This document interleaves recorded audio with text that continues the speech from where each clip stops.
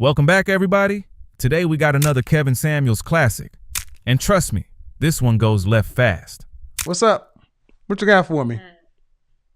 Um, What am I wrong about? What I get wrong?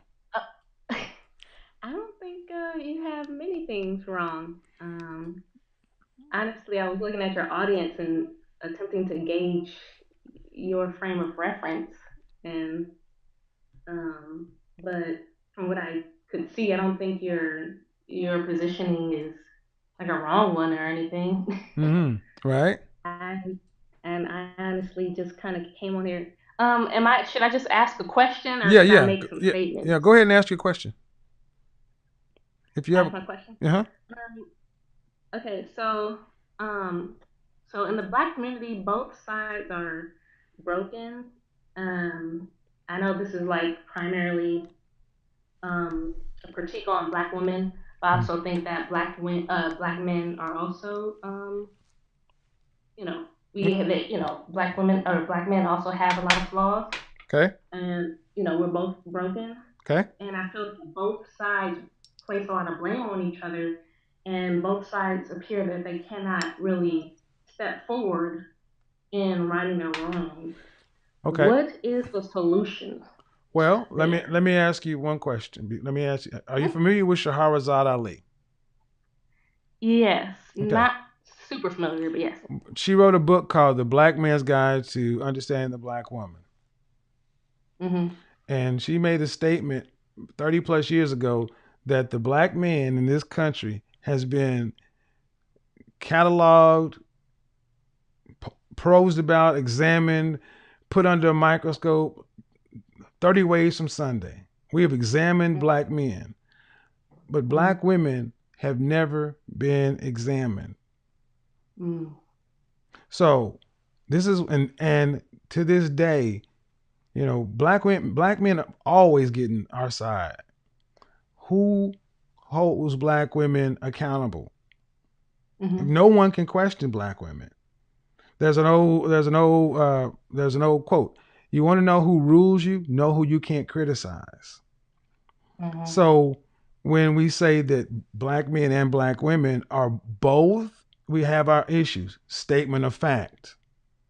Mhm. But there's only one group that's held accountable. Black women aren't. Not anywhere close. And if so, who? Mhm. Who holds black women accountable? You even in the church right now. Are you a Christian? No, I'm not. Okay. But you do know what the Christian church is. Yeah, I Yeah. partially grew up in it. All right. So uh how can you be how can you have a church full of baby mamas Right. and the pastor never says anything? Mhm. So I get what you're saying, Mhm. but until black women are held accountable for themselves, Mhm.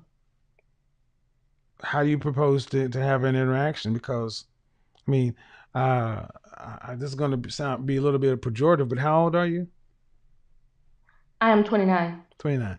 Um, if you always, if you get your way, Mhm. who do you have to listen to? Only yourself, I guess. Right. So how many? So name me another race of women that say only God can judge me.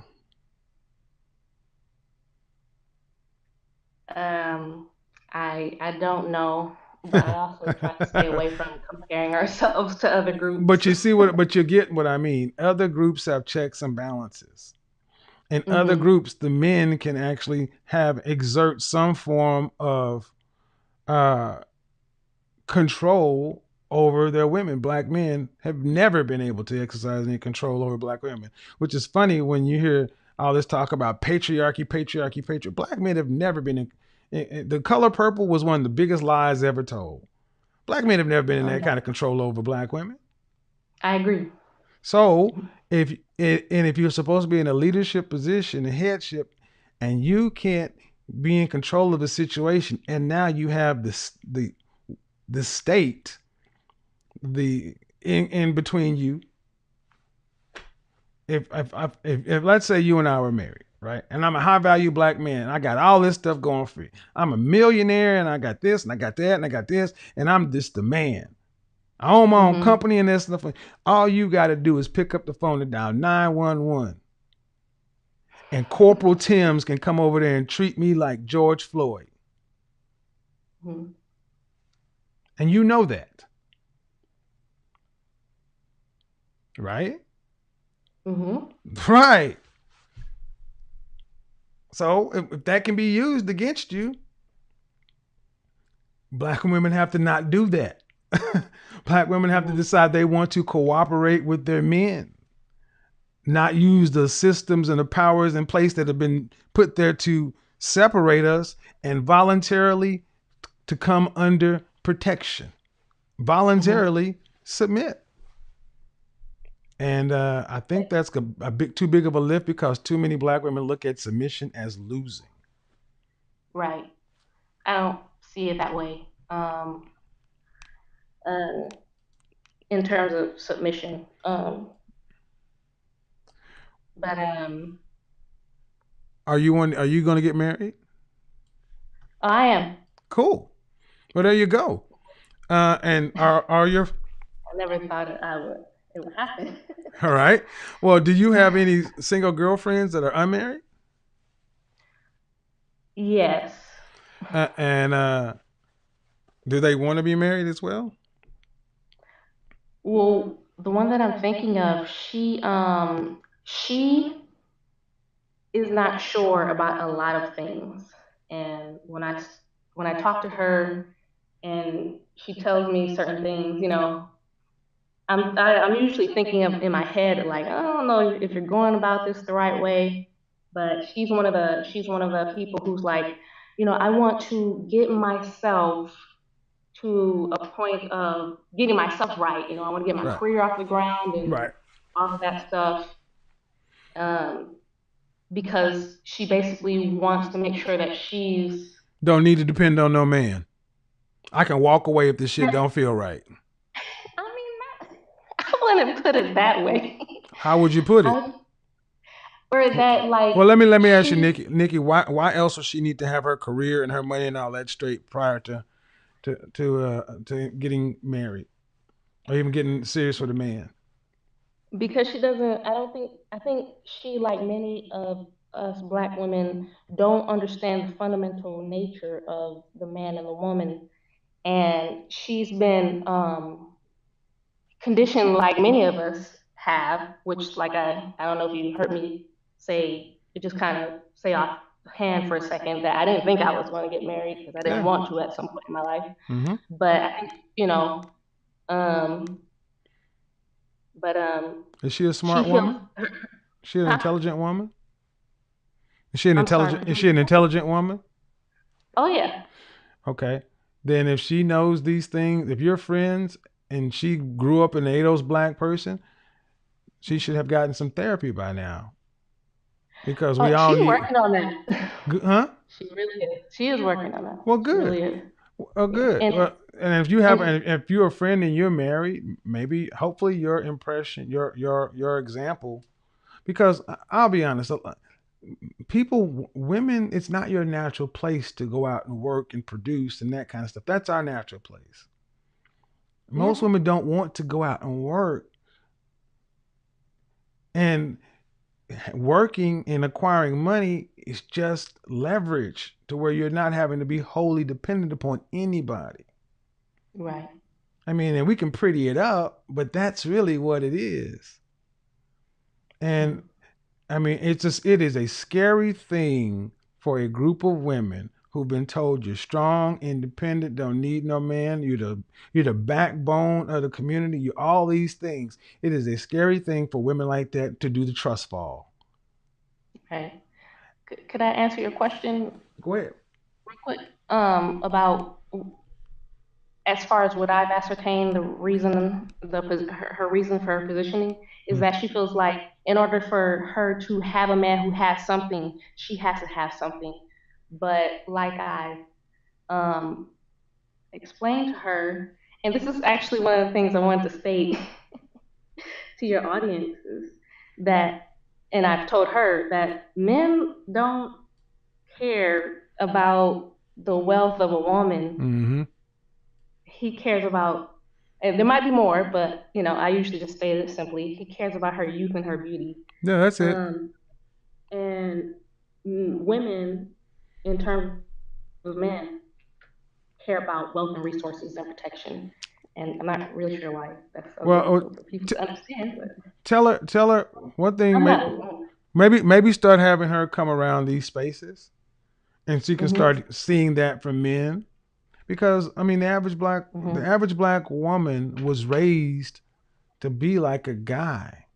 Mama made sure that daughter went and got a college degree or whatever, so she didn't have to depend on a man. Then she raised her son to be softer.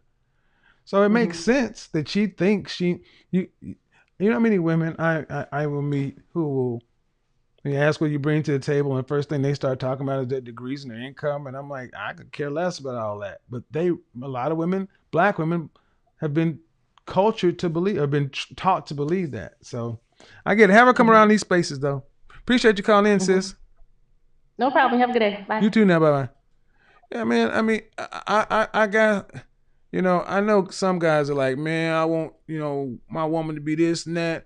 Man, do you want to do, good and doggone well, some of you guys do not want to do the trust fall with women. You're like, oh, man, So when I hear some of these hardcore positions, I get it. But we got to be rational and realistic about some of this stuff. But anyway, guys, at the end of the day, I'm glad ladies called in on this whole thing about stop bashing women. I would hope, ladies, you stop using those terms. Please stop using those terms. Bash. Because what you use words like that, you're attempting to shut down the dialogue before it happens. Basically, when you say stop bashing, basically saying, shut up, I don't want to hear it. Shut up and accept me like I am. And that's not going to work. There are men who may shut up. They'll just vote with their feet and go elsewhere. That does not mean you won. Just because a guy chooses not to argue with you, just chooses to say, and go the other way, does not mean you are right or you won. Guys are getting to the point where they're like, I'll just go this way. And what? I'll say it again. Other groups, women can go to college, get their degrees, get their certifications, go out and have careers, and find ways to get married, be in long-term relationships. It's not the degree or the career or any of that. More than anything else, is deciding to say, these things are imperfect. You're going to get about 80% out of what you want from anybody. At best, you're about 80%. Find somebody who's, you crazy, I'm crazy, but our crazies make sense together. Peanut butter, jelly, I got the bread, let's make a sandwich. At the end of the day, more people want to be with each other. This conversation focused less on individual dating stories and more on the bigger picture of why so many relationships struggle today. The 29-year-old caller opened by saying she believed both men and women were contributing to the breakdown in modern relationships, with each side spending more time blaming the other than solving the problem. Instead of debating who was more at fault, Kevin steered the discussion toward accountability. His position was that lasting relationships require individuals to take responsibility for their own actions rather than waiting for the other side to change first. Regardless of where someone places the blame, he argued that personal growth begins with examining yourself.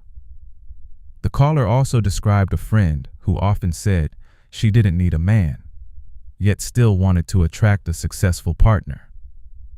Kevin questioned that mindset, suggesting that if someone wants a committed relationship, they should think carefully about what they expect from a partner and what they themselves contribute in return.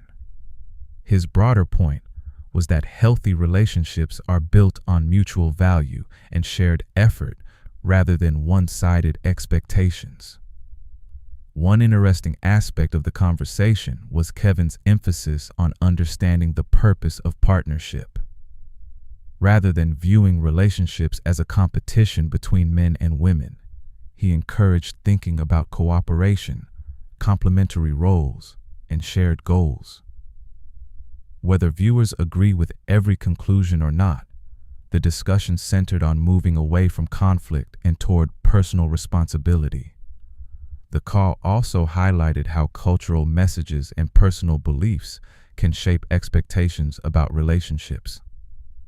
Kevin encouraged the caller to avoid becoming trapped in the constant cycle of online debates about gender, and instead focus on developing the qualities that help build strong, lasting partnerships. The biggest takeaway from this conversation is that successful relationships rarely improve through blame alone. Growth often starts when individuals focus on what they can control: their own character, communication, and willingness to contribute to a healthy partnership. What do you think? Are modern relationships held back more by unrealistic expectations or by a lack of personal accountability?